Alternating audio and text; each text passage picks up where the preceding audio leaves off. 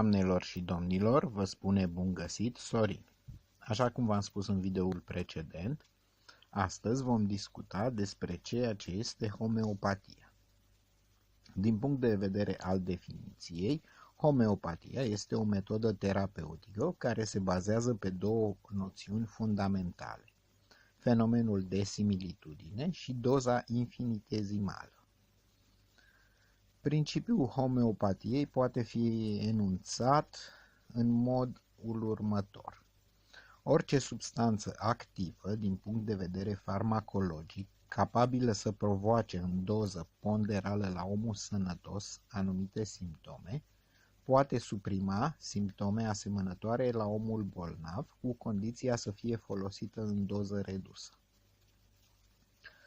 Se poate spune că, de fapt și de drept, asemănările sunt vindecate prin mijloace asemănătoare.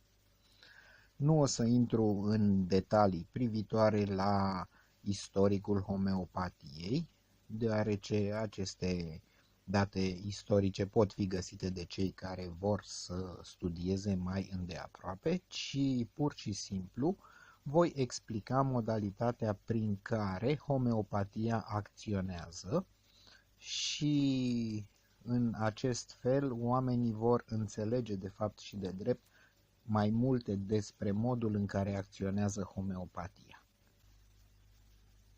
Cel mai simplu mod pentru a înțelege cum acționează homeopatia ar fi remediul apis mellifica, adică remediu obținut din albin. Acest remediu se adresează în principiu edemelor care au senzație de arsură, înțepătoare, care au senzație de mâncărime, sunt roșii rozalii și se ameliorează prin aplicări de comprese cu apă rece. Acest remediu, fiind obținut din albină, este remediul pentru înțepăturile de albină. Înțepăturile de albină, după ce o albină a înțepat un om, se manifestă un edem arzător, înțepător, cu senzație de mâncărime, roșu rozaliu, care se ameliorează prin comprese cu apă rece. Deci am putea să spunem că simptomul provocat de înțepătura de albină este redus de apis mellifica, remediul homeopat obținut din albină. Ceea ce spuneam anterior privitor la asemănările se tratează prin asemănări. Întotdeauna depinde și de doză sau diluție. Diluțiile mici, care ar fi 5, 9 CH, acestea acționează foarte rapid. Diluțiile mari, 15-30 CH, acționează mai lent, dar acționează în timp.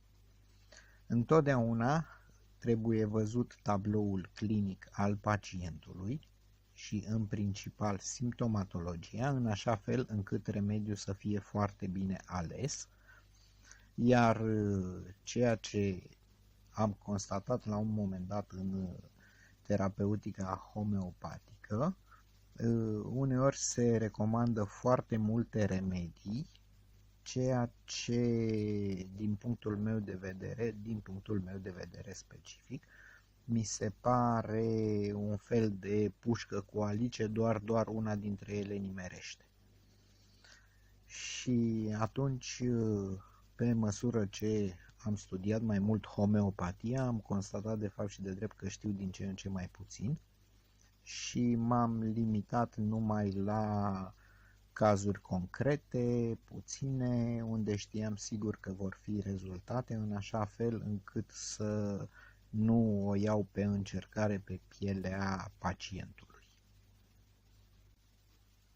Remediile homeopate pot fi unitare, adică obținute dintr-un singur compus, sau complexe, obținute din mai mulți compuși. De obicei, cele mai utilizate sunt cele unitare, deoarece acestea sunt foarte bine determinate ca acțiune și nu interferă la producere substanțele din care sunt ele fabricate, pentru că întotdeauna, așa cum spuneam eu mai de mult, depinde de modul lor de amestecare. Majoritatea remediilor homeopate sunt obținute sub formă de tinctură mamă și acest lucru îl voi dezvolta în momentul în care voi vorbi despre fitoterapie, despre extracte, tipuri de extracte, în așa fel încât să se poată înțelege că, deși există o mică diferență, atât homeopatia cât și fitoterapia pot să folosească tincturi mamă. Aceste tincturi mamă de obicei se obțin din plantă proaspătă plus alcool. Tincturile oficinale, cele din fitoterapie, se obțin de obicei din plantă uscată plus alcool, în proporții bine determinate. În speranța că v-ați lămurit cam ceea ce înseamnă homeopatia și ați înțeles că de fapt și de drept homeopatia nu este o metodă agresivă care să aducă, haideți să spunem, efecte adverse, totuși în homeopatie trebuie bine alese remediile, deoarece în principiile care au stat la baza enunțării homeopatiei au fost principii de armonie cu natura.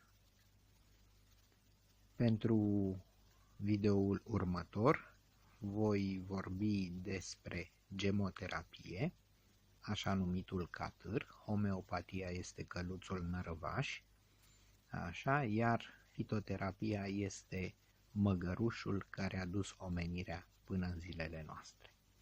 Vă mulțumesc!